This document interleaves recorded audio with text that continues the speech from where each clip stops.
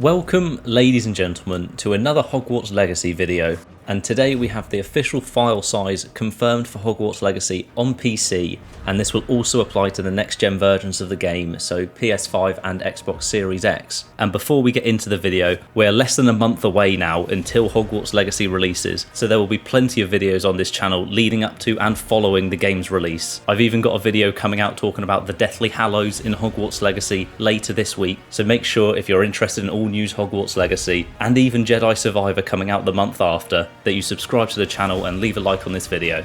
Now, if you didn't already know, the last gen versions have been delayed until April 4th, and the Switch port, which will surely have to have a massive graphical downgrade to run smoothly on that weaker console, that hasn't had any release date announced yet because I can't see how that's going to work. They're going to have to put some serious work in to make this game, which looks huge, run well on the Switch. So the file size is almost certainly going to be different for those releases, as even the PS4 and Xbox One don't benefit from the improved load times and the processing power of these current gen consoles. So for February 10th or 7th, if you pre-order for early access, the file size will be 85 gigabytes, which isn't exactly tiny, but for such a large, seamless open world game, it really could have been much worse. If we look at similar games from previous years, Red Dead Redemption 2 sat at 105 gigabytes when it launched, and The Witcher 3 Wild Hunt Complete Edition on the PlayStation Store reads as 128 gigabytes, although I believe that's the PS5 and 4 versions separately, so you could cut that in half and say it's only 65 gigabytes.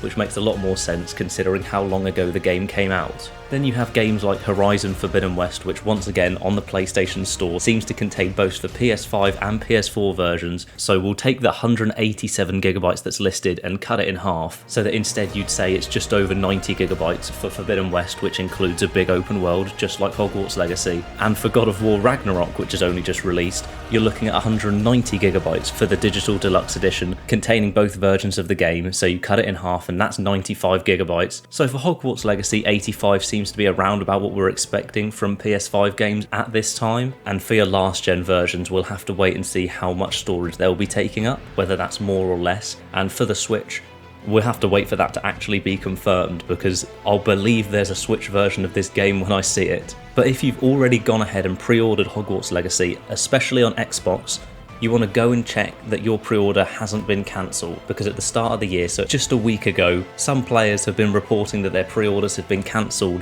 but they weren't aware of it, and that is due to the Digital Deluxe Edition containing both PS5 and PS4 versions being changed after they announced that the PS4 versions and the Xbox One versions wouldn't be coming in February, that they'd in fact be coming in April. So really, no matter what console you're on, if you've already pre-ordered the game, go and double check that the game is still there in your library, and make sure that you clear it all out. Make sure that you've got at least 85 gig. I'd clear up to 100 just in case this file size turns out to be larger, and you'll be able to pre-download the game closer to release. So that is all for today's video. I've got another one coming out in just a few days featuring the Deathly Hallows, as I said earlier.